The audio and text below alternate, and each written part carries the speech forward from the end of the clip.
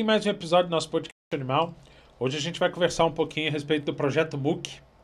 É um projeto bem interessante com primatas, né? Deixa eu se apresentar. Tudo bom?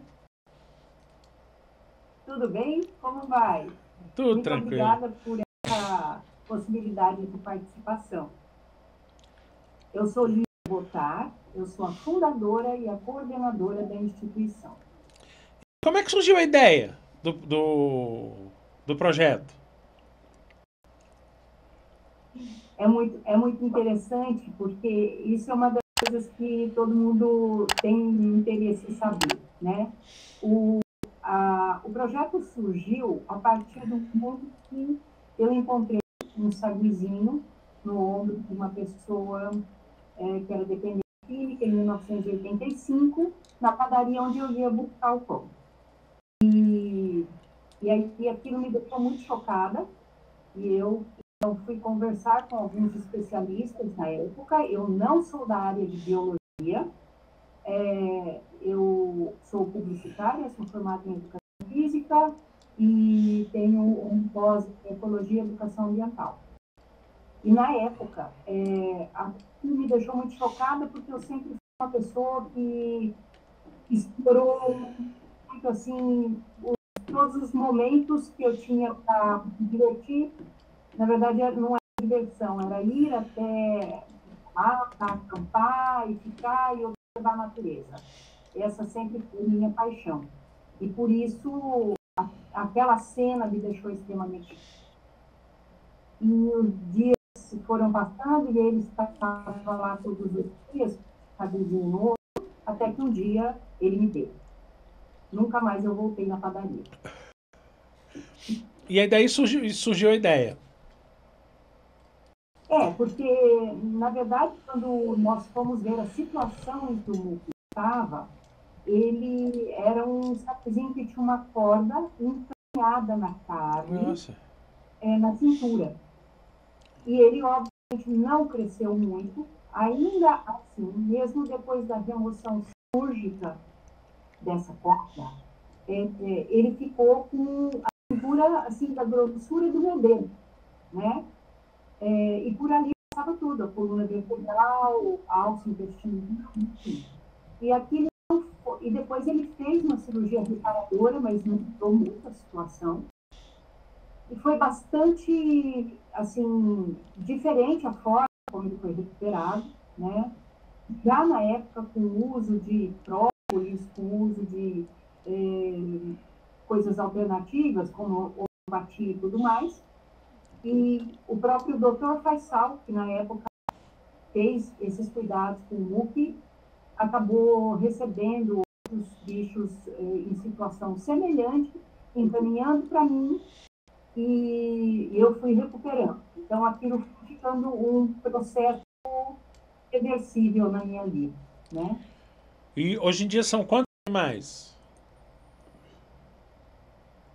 Bom, hoje nós temos 150 macacos sob nossos cuidados, mas em 2019 nós chegamos a 284, porque nós fizemos em 2019 um resgate na delegacia de Osasco de 69 saguis bebês que estavam numa caixa, aquelas caixas de uva, que estava envolvida por uma tela, e dentro, então, 69 bebês que pesavam entre 20 e 40 gramas. E aí a gente teve um boom, né, de 1/3 a mais da populaçãozinha nossa que nós atendemos. E só para o pessoal entender, o projeto em si é para o cuidado desses animais. Na verdade, o objetivo, assim, são vários os objetivos do nosso trabalho, mas o coração do nosso trabalho é a recuperação e manutenção desses primatas que em outros locais não teriam a mesma chance, né? São primatas pequenos, né? Sim, Sagui. nós temos saguis, temos rios, temos várias espécies de primatas brasileiras. Neste momento, nós temos bugio ruivo, bugio preto e saguis de várias espécies. Mas já tivemos sauá, mico de cheiro, várias espécies de primatas, né? mas nesse momento só estamos com saguês e bugios. E geralmente como é que os animais chegam até aí?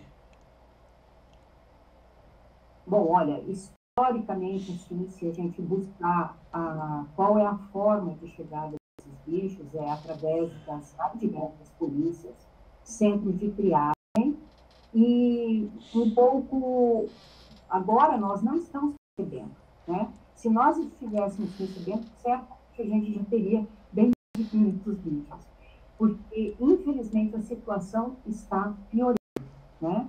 Esses animais estão perdendo o seu espaço natural, esses animais estão cada sendo mais comercializados e eles chegam para a gente em péssimo estado. Mas pouco tempo atrás, nós recebíamos, inclusive, da própria população, porque a população buscava os centros de triagem ou a polícia, não conseguia ter um atendimento e os bichos estão em condições muito ruins, eles nos procuravam e nós os recebíamos. Mas geralmente eles chegam num estado muito ruim? Crítico, crítico. Eles chegam queimados, atropelados, eletrocutados, machucados, ossos distróficos, muitos animais ossos distróficos, né? Então, sempre por ação humana, claro. E a gente teve aquele período da febre amarela que culpou muitos macacos. E aí acredito que vocês devam ter sofrido uma certa preconceito, ou não? Olha, na verdade é o seguinte, né? Como existe desinformação das pessoas, e as pessoas acreditam que os macacos é que transmitem a febre amarela e não que eles são vítimas, né? E em vida livre, inclusive, sinalizadores de onde está o perigo. Nessa época, a gente teve bastante dificuldade, porque houve uma pressão grande, natural, claro, para que nós recebêssemos bichos que estavam doentes, mas também nós tomamos a providência de telar com tela mosquiteiro todos os viveiros e não perdemos nenhum macaco, né?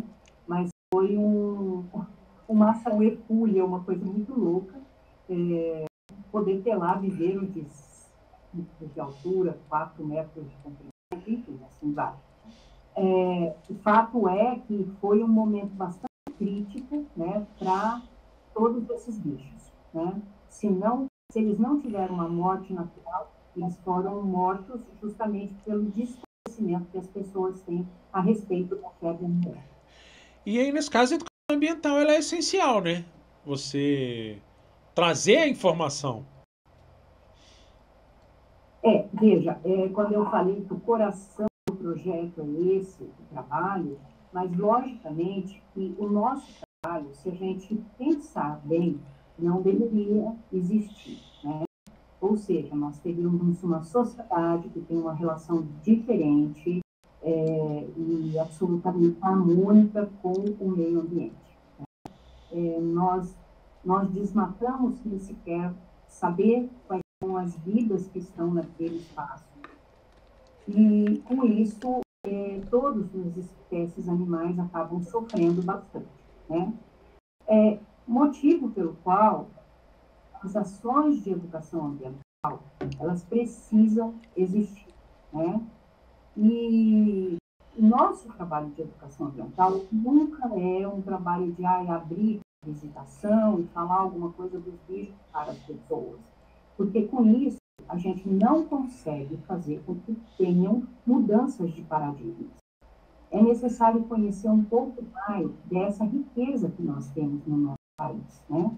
Afinal de contas, o Brasil é o país que tem o maior número de primatas, né?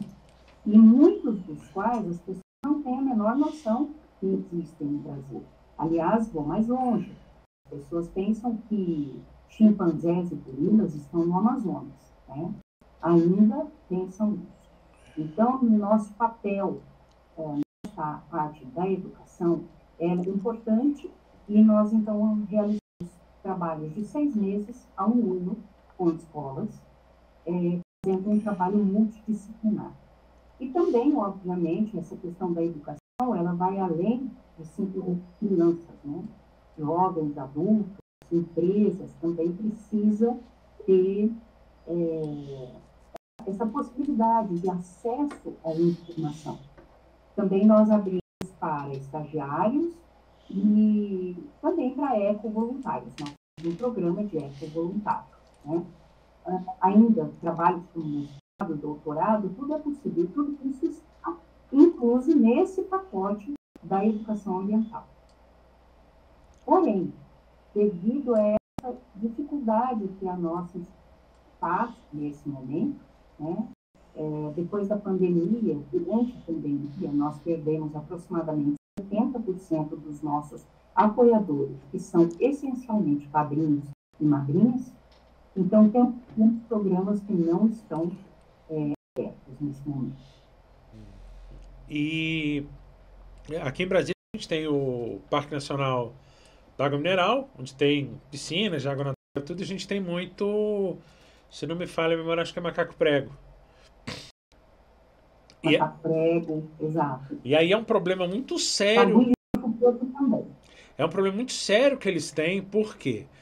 Porque esses macacos acabam vindo roubar comida do povo que está por ali. Então eles têm tido um trabalho de educação muito grande nesse sentido, né? Ocorre muito esse tipo de preconceito, algum problema nesse sentido na região próxima de vocês aí, que possa levar o povo a tentar levar esses macacos ou tentar eliminar esses macacos por aí? Então, olha só, eu não acredito que essa questão é sempre o eliminar essas espécies ou ainda transferi-los de lugar seja exatamente o caminho correto, né? Nós aqui temos uma visão um pouco diferente a respeito disso, porque eu penso que a primeira questão é quem tirou o local onde eles vivem, quem invadiu o local? Somos nós humanos, né? E aí nós temos um grupo de animais que, por exemplo, utiliza 12, 15 hectares por família, por grupo, né? E aí nós temos uma área que tem 5, 6 grupos de animais, uma área grande, e aí essa área é 90% desmatada, então os 10% restantes vão comportar aquele número de bichos, né? Ou seja, eles é que são as vítimas. E o pior dessa história toda é que, ainda assim, a orientação para essa educação, mas não não deem comida. Então, nós tiramos primeiro a casa, e aí nós vamos matá-los de fome, né? É necessário ter um encaminhamento um pouco mais inteligente, né? Já que nós somos tão inteligentes quanto nós somos, nós temos que encontrar um caminho que seja tanto bom para um lado quanto para o outro, né? Logicamente, a principal é menos desmatamento, menos agressão a eles, né? Mas eu acho que o macaco prego, ele realmente é uma grande vítima, porque é um bicho extremamente inteligente, e é um bicho que procria com uma certa facilidade, né? E que a gente acaba desmatando de uma maneira que a gente não mantém os corredores que interligam essas áreas, né, de mata, que fazem com que o bicho fique ilhado, né? E aí acaba criando um grande problema. Talvez uma das formas seja a manutenção desses animais lá, mas, obviamente, fazendo uma captura e vasectomia, que se diminua a procriação, por exemplo. Tá? Agora, o dar alimentação me parece uma coisa bastante sensata. Tá? Esse é o nosso ponto de vista. Porque assim, eles tiveram problemas lá, porque eu acho exatamente isso. O pessoal ia e aí é muito bonitinho. Você pegar o que você está comendo ali e dar para aqueles macacos. E aí acaba ficando muito mais fácil para eles o alimento. Que eles começaram a, quando o pessoal vai para fazer piquenique, para fazer não sei o que, aí eles começam começam a vir de bando e pegar aquilo ali. Acabou gerando um certo problema, mas é um parque ecológico. Então, as áreas de piscina que eles têm pedido para se tomar esse cuidado. Exato. Veja, qual é a solução nesse caso, né? É bastante difícil encontrar a solução, mas o ideal é oferecer um alimento longe daquela área para os bichos, para que eles possam se acostumar a se afastar das pessoas e irem em outra área, né?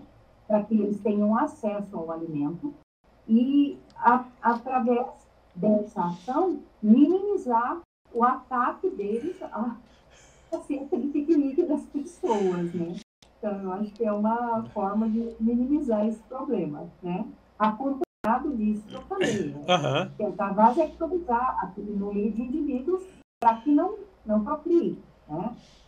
Agora, tem um grande problema em relação a essa questão de dar comida para os bichos. Porque, veja, os primatas, eles pegam herpes e morrem, né?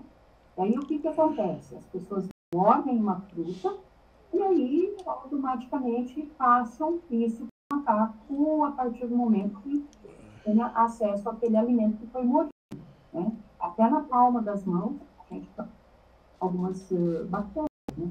Isso é sério. E aí acaba complicando, porque acaba disseminando entre aqueles animais, né? Justamente, né? Nós também somos vetores de muita doença. A gente tem que ter esse cuidado, né? O manter distância deles não é uma questão de respeito a eles que estão ali, mas é uma questão de respeito no sentido de não passar para eles doenças quais nós somos resistentes, porém eles não. E qual é a área de vocês aí? Porque a senhora falou em Nós, viveiros grandes, né? desculpe, A senhora falou em viveiros grandes, de vários metros de altura e comprimento. Qual é a área de isso, vocês isso. para atender esses Nós, cento e tantos animais? olha, nós estamos numa área de 20 mil metros quadrados atualmente, né? Praticamente 70% dessa área é destinada a viveiros, né? E também a nossa estrutura física, que apesar de estarmos ali nesse local há 20 anos, mas ainda temos muita coisa para melhorar no nosso espaço físico. Mas a prioridade é que eles possam estar sempre bem instalados. E nós temos muitos, principalmente saguis, que ficam num espaço pequeno, porque têm deficiências tão graves, sequelas tão graves, que não conseguiriam ir para um espaço maior. Mas conforme eles vão se recuperando, eles vão ganhando espaços maiores, né? E bugio é um bicho que gosta de ficar no alto. Então, para o bem-estar deles, nós então construímos viveiros que têm mais altura do que largura e comprimento. Então vocês têm também essa preocupação com o bem-estar deles, né? O que é essencial. Veja, essa é uma das preocupações essenciais nossas. O NUP trabalha 24 horas por dia, é exatamente igual um hospital. Então, nós temos a nossa equipe de tratadoras completamente formada por mulheres e são biólogas, né? E o trabalho é diuturno, 365 dias por ano, né? Porque exatamente esses macacos que não têm possibilidade, muitas vezes até de se locomover sozinhos, principalmente quando chegam ou ainda que têm sequelas graves, esses precisam ser cuidados, né? Até muitas vezes para virar de um lado para o outro, né? Então o trabalho é bem puxado, né? É muito puxado, é muito puxado. É um trabalho que eu digo para você, nós temos quase certeza que é único, né? Porque a atenção dada aos bichos é a nossa prioridade, né? Nós nunca deixamos que o bicho fique abandonado numa gaiola, não tem setor extra, não temos nenhuma falta de vontade de dar atenção a eles. às vezes tem algum que passa mal, e aí então a equipe inteira se concentra para tentar ajudá-los. A nossa veterinária é a doutora Málaga, e nós temos assim muito cuidado, não só com a saúde, mas com o bem-estar em termos de calor, frio, o espaço do viveiro, o enriquecimento ambiental, né, ao qual nós damos bastante ênfase, porque, afinal de contas, infelizmente, eles são vítimas, eles estão presos, e então nós precisamos, dentro do espaço, oferecer a melhor possibilidade de vida para eles, né? Porque não só a saúde física importa, mas importa para nós a saúde mental e emocional deles, né? Que também é muito bom. E a equipe é composta por quantas pessoas? Só para ter uma noção.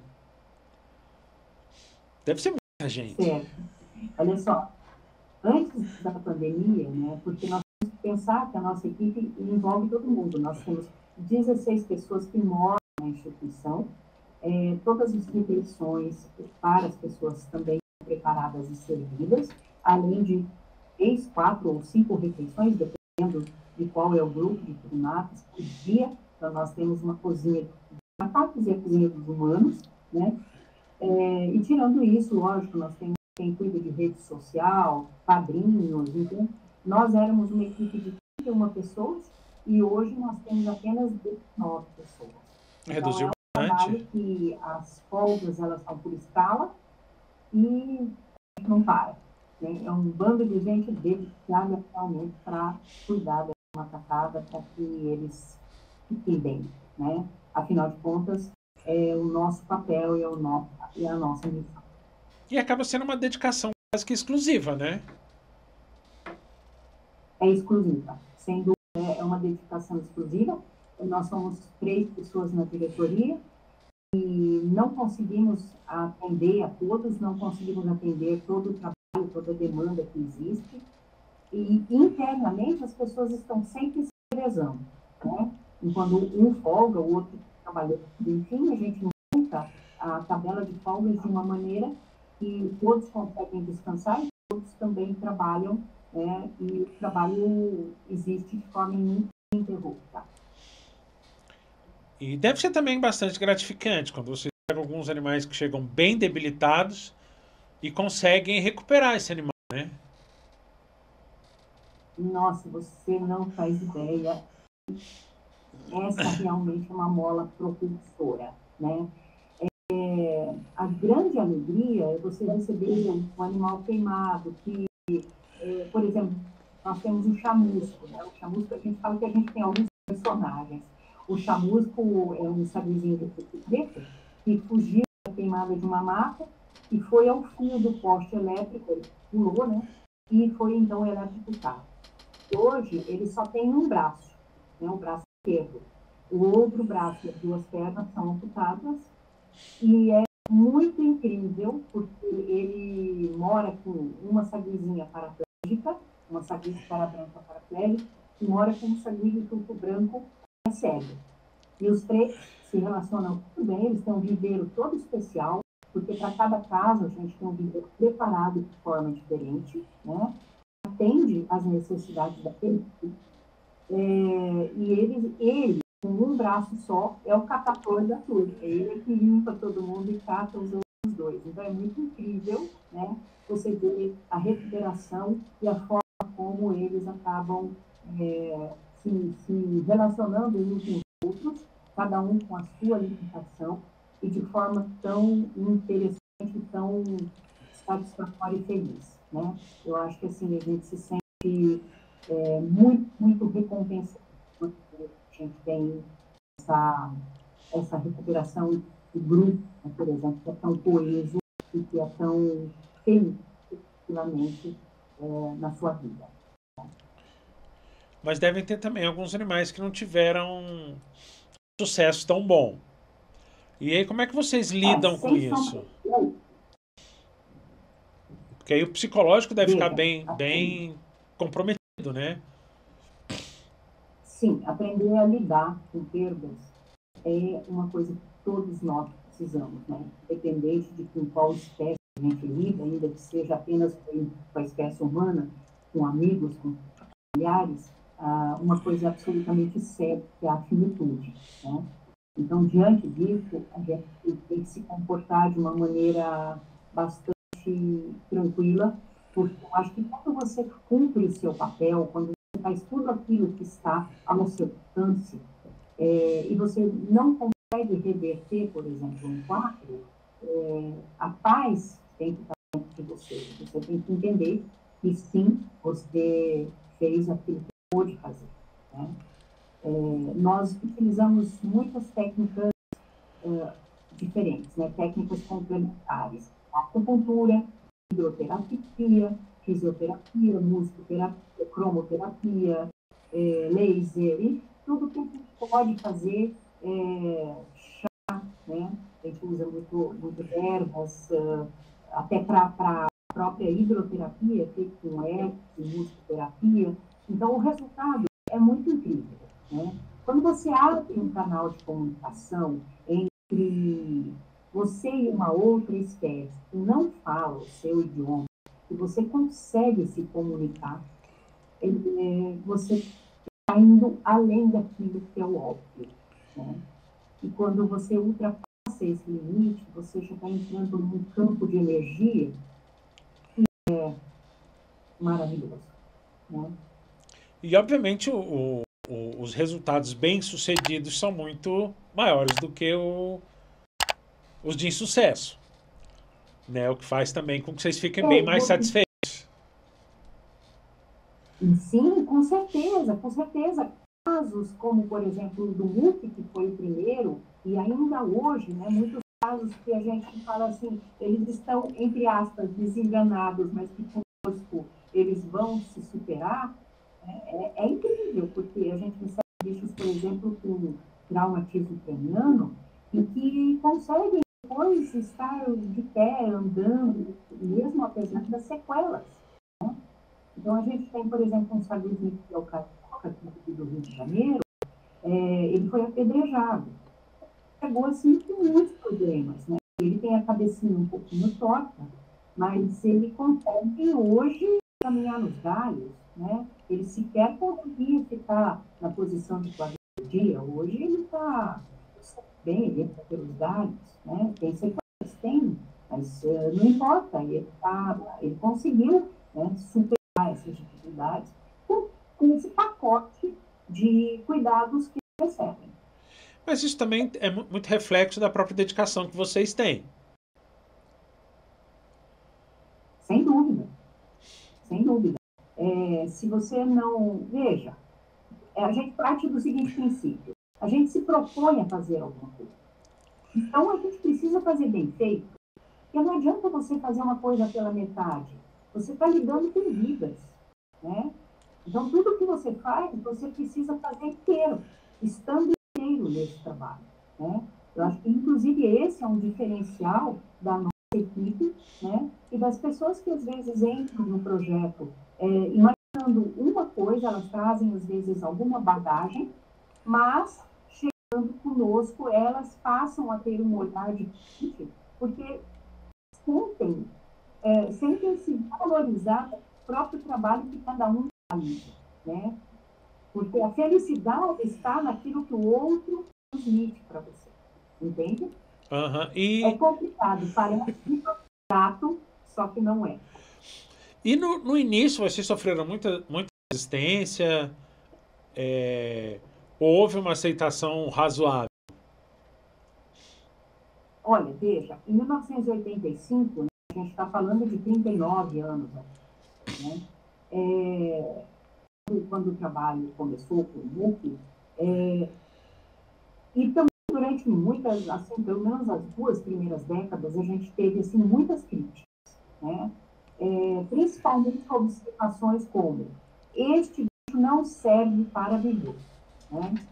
O que é uma afirmação bastante idosa, porque qual é a vida que não merece, né, ter uma segunda chance, né?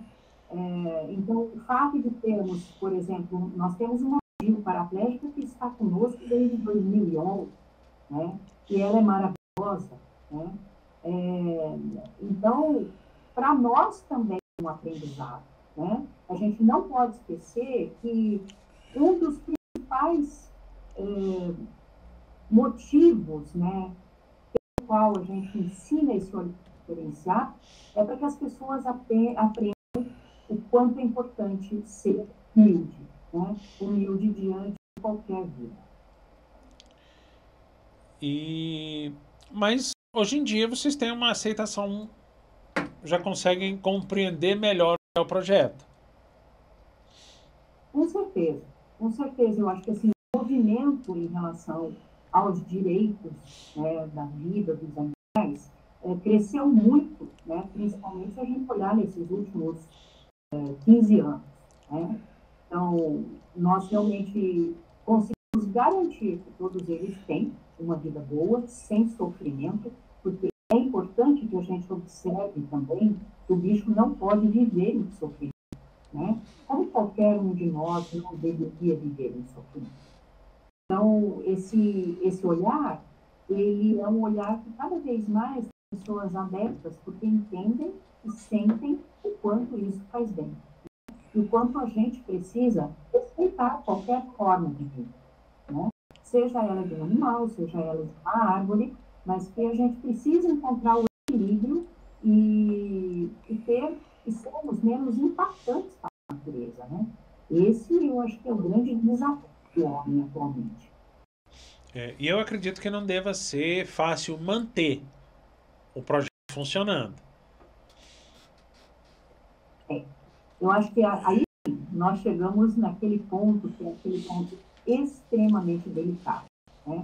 Veja, a nossa equipe ela não é composta de voluntários ou de estagiários.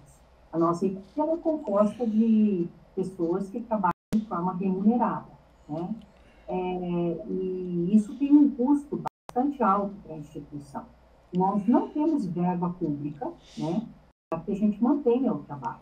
Então, nós mantemos através de apadrinhamento, através do cupom fiscal, da nota fiscal paulista, que cada vez mais é essencial para a continuidade do nosso trabalho.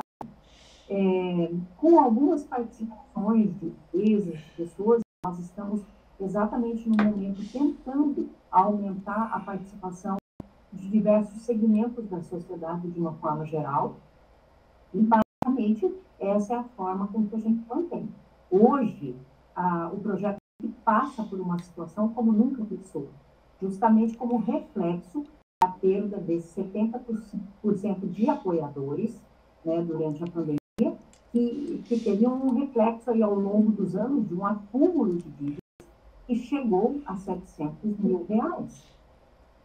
E nós, então, resolvemos colocar a nossa área à venda, que a área é própria da instituição, que foi um meio que nós encontramos para que o trabalho não acabasse, né, que a gente não encerrasse. Colocamos, então, a nossa área à venda. E aí nós percebemos, assim, inicialmente, uma participação grande das pessoas e também uma ação em vários lados para que a gente possa buscar apoio para que o trabalho não acabe, né? Para que tenha continuidade. E, então, esse é o grande desafio, é como você conseguir manter, né, com qualidade da forma como é para eles, e que consiga viver momentos em que não se tenha esse tipo de sofrimento que hoje nós temos. Né? A área ainda não foi vendida, que é uma das possibilidades. Claro que não é aquela que a gente mais deseja, mas se nós conseguirmos apoio de empresas, nós iremos conseguir, né, dar a volta por cima novamente. Com certeza. Até porque eu acho que é interessante até para empresas e tudo fazer esse apoio a vocês, né? Porque fala em empresas que têm condição de auxiliar com, eu não digo nem só o apoio financeiro em si, mais alimentação, custear algum desses gastos maiores que você tem, né? Com benefícios para a própria empresa. Exato. Né? Eu vejo muito pouco Sempre. esses apoios a essas... Para quem você quer ir? Acho que deu uma doideira nos meus trem aqui. Essas possibilidades de apoio dessas empresas para que esses projetos se mantenham. Afinal de contas, são projetos que têm essa ideia da própria educação ambiental, da conservação, da preservação, que tem ficado muito, acho que meio que esquecido nesses últimos tempos, né? Com certeza, veja, nós entendemos que um apoio a uma instituição como a nossa favorece demais a empresa, né? Favorece a empresa não só agregando valor ao nome dela como uma empresa responsável ambientalmente também, mas a gente também não pode esquecer que, além do trabalho com os primatas, é feito um trabalho muito grande com pessoas, né? Então, como primeira hipótese, uma empresa pode considerar que está havendo um trabalho grande na formação dessas pessoas todas, né? Estudantes,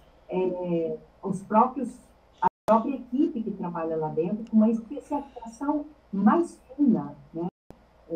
Do trabalho que elas fazem, né? Então, é importante, sim, que a empresa apoie trabalhos como o nosso.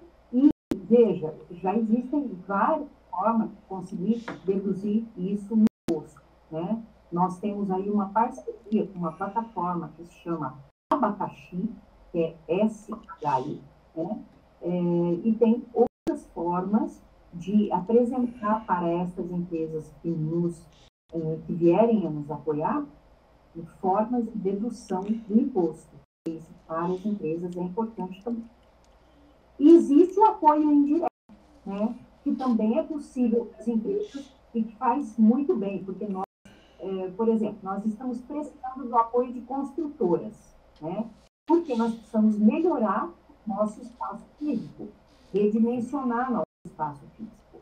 Então, construir, por exemplo, novos espaços, melhorar aquilo que já existe, é uma forma de uma construtora, por exemplo, participar e nós divulgarmos esse apoio na nossa rede social, que tem um número bastante significativo de seguidores, né? Então, eu acho que todo mundo ganha, né? Esse é um apoio indireto, que não é necessariamente com dinheiro, mas é um apoio essencial. A empresa pode pagar a alimentação dos bichos? Pode. A empresa pode pagar a manutenção do espaço? Pode. Tem muitas formas, né? Cada empresa tem um trabalho que realiza e, através do próprio trabalho que ela realiza, ela pode apoiar a instituição, né? Uniformes, a empresa pode apoiar com uniformes, pode apoiar com calçado. Então, tem muitas maneiras. Porque acaba que esses apoios, né, com material, com construção, com tudo, também reduz o custo de vocês, né? Porque aí vocês podem ter um aporte financeiro para outra coisa que não isso. Sem dúvida, sem dúvida. A ideia é essa mesmo, né? Quando a gente busca o apoio da iniciativa privada, a gente busca como um todo. Então, o dinheiro é importante? Claro que é, né? Afinal de contas, como qualquer lugar, nós temos nossos gastos, que hoje giram entre 110, 120 e 130 mil reais por mês, dependendo do mês, né? Mas se você pensar que isso pode ser partilhado por 4, 5 empresas, né? Ou por muito mais empresas, seria o ideal, digamos que a gente tivesse 30 empresas apoiando a instituição, né? Essa verba seria destinada, obviamente, para aquilo que é a necessidade maior, e nós poderíamos, inclusive, superar as dificuldades que nós vivemos, pagando nossas dívidas. E esse apadrinhamento que você falou, como é que ele é feito? Tá. Ele é feito via site, né? No site a gente tem como participar, e ali você tem as diversas formas, e a pessoa se inscreve e se torna padrinho de um dos macacos. Já pode, né, está no site, enfim, escolhe foto, e aí a pessoa padrinha esse macaco e, logicamente, de forma recorrente. Ela pode ser um Pix recorrente, pode ser no cartão de crédito, pode ser com boleto, né? E esses padrinhos, todos eles são cuidados por uma pessoa que tem dedicação exclusiva aos padrinhos. Então, eles são sempre comunicados do que está acontecendo, como estão as coisas, seu afilhado, né? Então, existe um cuidado também com essa pessoa que nos apoia. E o pessoal que separou uma notícia.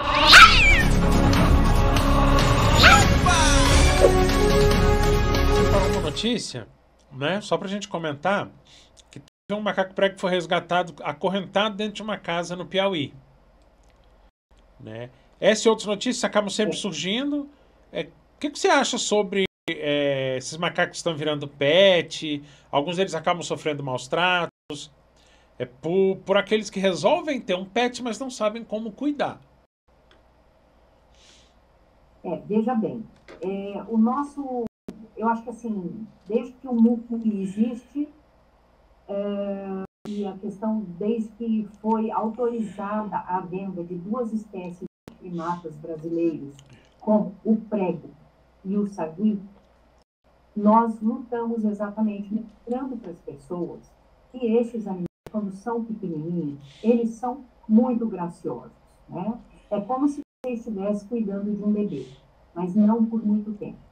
Esse bebê vai crescer, os dentes deles vão crescer e a e mordida eles dói. irão destruir sua casa, né? Invariavelmente irão destruir sua casa. Fora que existe uma questão que é ética, né? Que é o quê? Você está tirando um bicho que vive em sociedade, está tirando esse bicho dos seus pais. E, desculpa, qualquer venda que faz a espécie, né? Qualquer venda de animal, do nosso ponto de vista, é eticamente incorreto. Por quê? Porque você está vendendo vida. Então, veja, nós temos espaço para compra do próprio ser humano, de órgãos do ser humano, né? De tráfico de bebês. Se você pensar, não é nada diferente disso. Você está explorando vidas para ganhar dinheiro. E isso não é ético. Né? Então, a gente tem uma posição bastante clara em relação a isso. E aí, veja, quando um sagui, por exemplo, de tufo branco, né, que pode ser legalmente comercializado, ele cresce, ele é destinado para onde? Normalmente, vai para centros de triagem e fica preso o resto da vida. Né? Não faz sentido. É necessário que as pessoas tenham consciência para entender que este não é o caminho para um animal silvestre. Ele tem que cumprir o seu papel na natureza e dessa forma, a gente saber apreciá-los individualmente. Né? Eu acho que o verdadeiro amor está quando a primeira coisa que se sente é manter o indivíduo amado livre. Crescido bastante, né, esse comércio desses pets não exóticos. Os pets mais Sim, exóticos. Infelizmente. Né? Se nós temos um órgão que fiscaliza, um órgão que permite esse tipo de coisa, ele precisa ver rever os valores que estão envolvidos.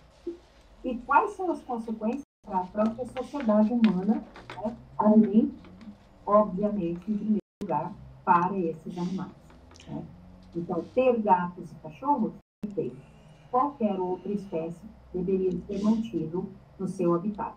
Eu acho que isso é uma questão da educação de base para a sociedade como um todo.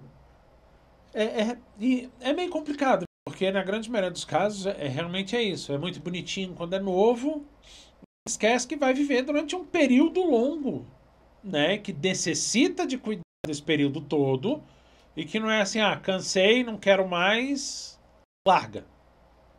É uma vida que vai depender de você. Exato.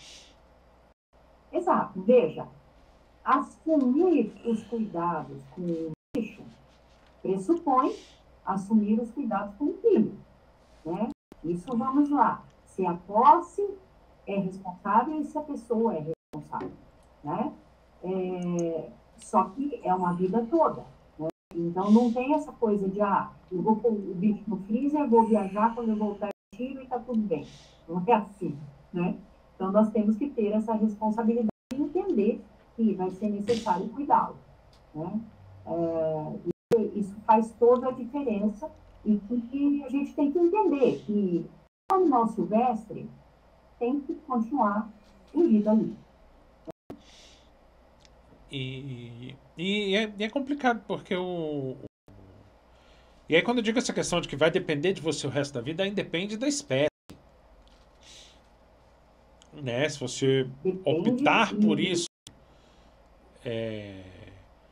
fazer essa opção por ter um pet, seja cão, seja gato, seja lá o que for, ele vai depender de você o resto da vida. o resto da vida, E o mais né? E complicado isso é que você tem essas espécies silvestres, esses pets silvestres, eles têm um comportamento e uma necessidade muito diferente de um cão e de um gato. Você restringir o espaço pode ser mais complicado. com certeza. Olha só, e fora que eles têm reações que elas não têm, né, exatamente uma linearidade como muitas vezes se estabelece com um cão e com um gato. Afinal de contas, trata-se de um bicho silvestre, né? E eles têm um cheiro próprio que é muito diferente. Para você manter a higiene do local, da casa, né? Eu já conheci gente que depois de 10, 12 anos que está com um macaco, às vezes ele, no momento de ira, por exemplo, ele pode morder a pessoa. E a pessoa, às vezes, não entende o porquê que isso aconteceu. Pode ser um perfume, pode ser uma cor de roupa, pode ser uma bijuteria, pode ser algo que faz com que ele tenha uma atitude muito diferente da esperada, né? Então, nós temos que entender que aquele velho ditado, cada macaco no seu galho, é verdade, né? Então, vamos ficar na nossa e deixar eles saber isso. E o site, qual é? É www.projetomuky.org.br. E a nossa rede social no Instagram, @Projeto Muki. E o trabalho em si é bastante interessante, né? Porque trazer essa consciência de que, na verdade, a gente está invadindo o espaço deles é importante. Ter consciência de que, na verdade, muitos dos problemas que a gente tem com esses animais é exatamente porque a gente começou a invadir o espaço deles. Olha, isso é muito sério.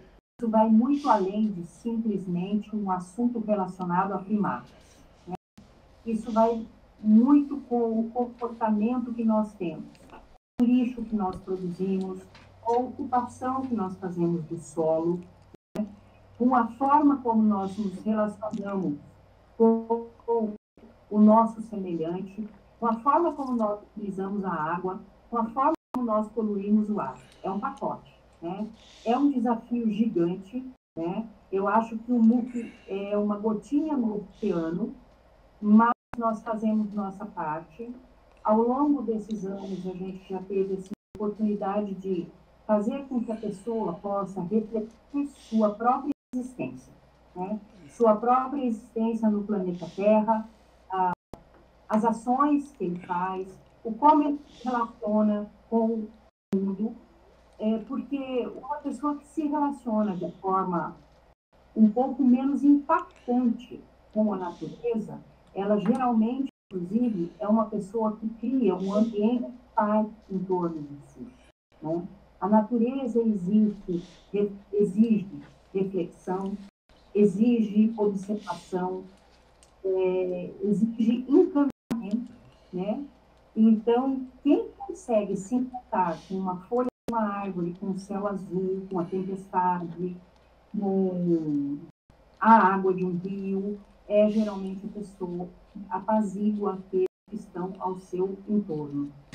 E isto vai contaminando as pessoas, né, de uma forma positiva, para que a gente respeite este planeta, né, que tem, suporta apenas até um determinado momento todos os impactos causados pelo humano.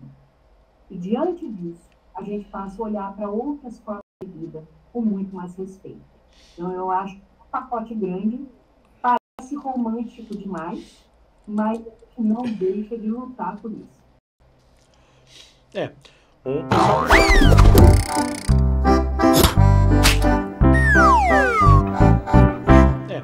O pessoal preparou aqui algumas perguntas, né, rápidas.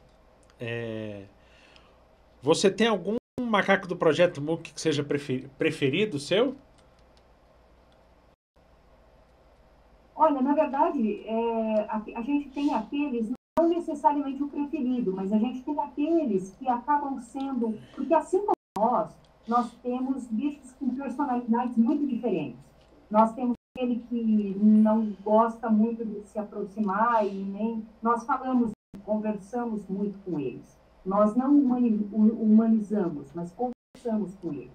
Porque eles têm uma vida em cativeiro e eles sempre vão precisar, né, que haja essa interação entre ele e nós. Então, existem alguns que exigem mais cuidados e, obviamente, esses acabam ficando um pouco mais próximos, né? Então, tem a Nashira, tem a Leucena, que é a budiplégica, que são bichos que precisam ter esse cuidado maior e acabam, então, desenvolvendo mais o contato de forma mais próxima. Mas, olha, não há muito como distinguir. São muito amados, principalmente por serem seres tão diferentes, com personalidades tão próprias. E qual é a melhor parte do Projeto MOOC? É exatamente a parte que eu não faço mais, que é cuidar dos animais, que é ensinar as pessoas a muitos detalhes, a muitas peculiaridades. Eu acho que essa é a parte do MOOC que me encanta e que apaixona. Existe algum outro tipo de animal que você criaria um projeto semelhante ao que é o MOOC?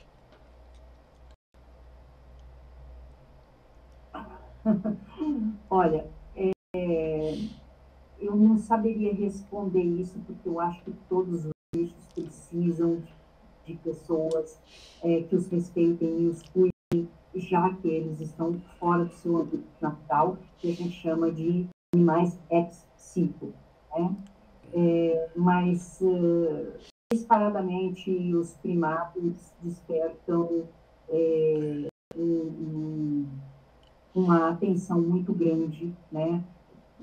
Principalmente da minha parte, que comecei esse projeto com um primata e seguimos por esse caminho. Qual animal você seria? Qual animal eu seria? Bom, eu gostaria de ser um pássaro livre. Um sonho. Um pássaro de vida. Um sonho. Conseguir equalizar com apoio à questão da receita e despesa da instituição e poder passar a instituição para a mão de pessoas mais jovens que possam dar continuidade ao trabalho. Eu acho que esse é o sonho atual. Se você pudesse ter alguma característica dos macacos, qual seria? Percepção, sensibilidade. Um filme, desenho ou série que tem algum animal que você goste? Lembra do Maguila?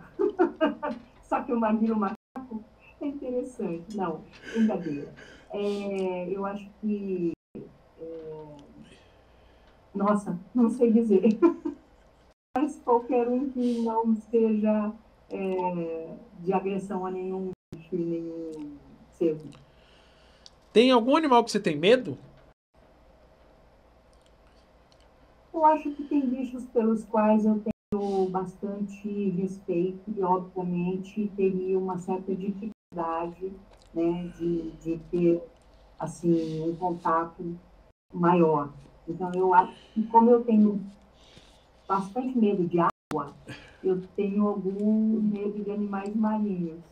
Não é bem medo, mas é desconforto, porque eu não me sinto bem dentro do ambiente da água. O que você gosta de fazer no tempo livre? Para relaxar, se divertir? Tempo livre. Nessas situações acaba ficando mais Desculpa, difícil. desculpa, eu praticamente não conheço tempo livre, mas quando eu conheço, o que eu tenho muita paixão em fazer, mas não tenho oportunidade, atualmente pelo menos não, é viajar. E gosto muito de observar a natureza. Eu acho que assim, ficar em silêncio dentro de uma floresta, por exemplo, dentro de uma mata, é encantador. Encantador. Acho que me completa. O que você gostaria de mudar no projeto MOOC que ainda não conseguiu?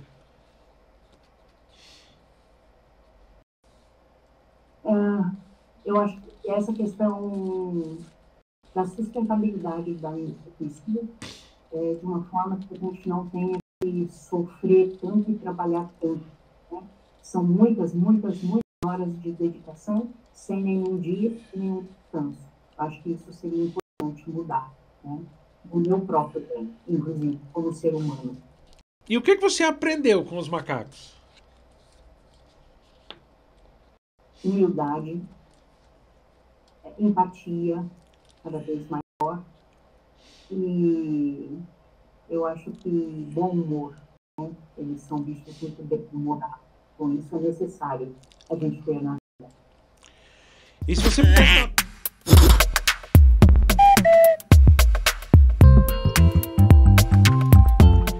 E se você pudesse dar uma pequena dica, sagacidade. se você pudesse dar uma pequena dica de como é que essas pessoas podem se envolver mais e apoiar mais esses projetos de conservação, eu digo não só dos macacos, mas dos outros animais também.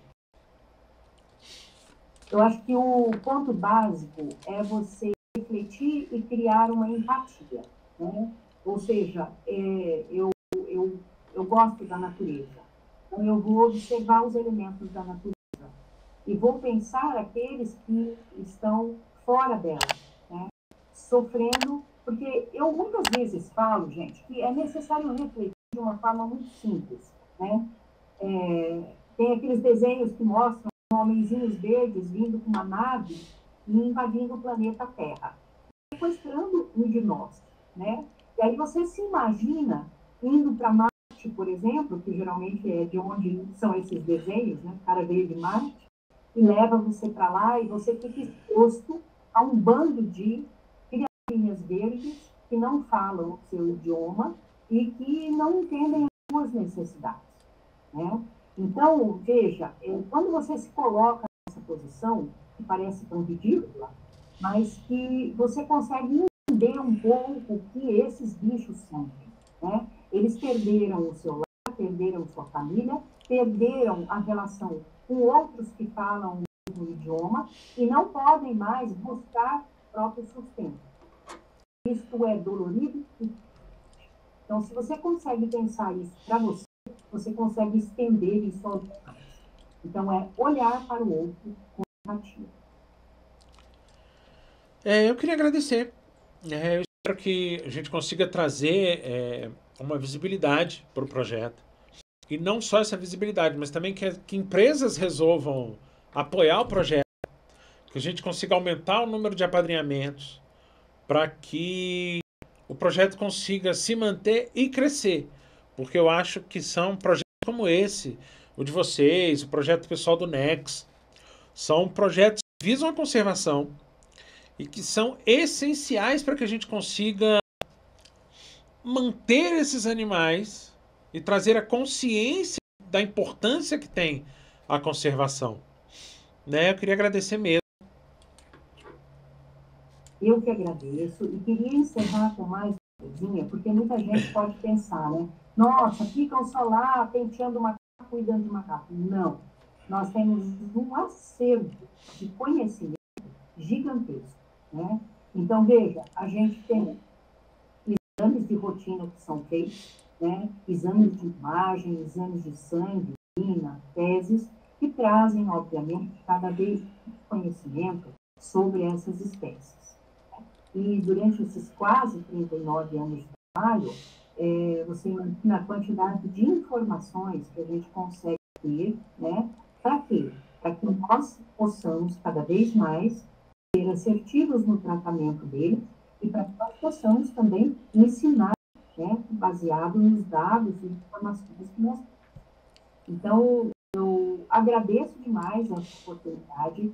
Realmente desejamos que empresas e pessoas possam cada vez mais se interessar, não somente pelo nosso trabalho, mas por todos os trabalhos que estejam conduzidos de forma séria, né? Exatamente com o objetivo de conservar, de recuperar espécies que estejam em risco e, acima de tudo, conscientizar as pessoas, né, desse momento tão crítico que nós vivemos no planeta Terra em relação à nossa ação com todas as formas de vida. Muito obrigada e espero que vocês possam estar conosco.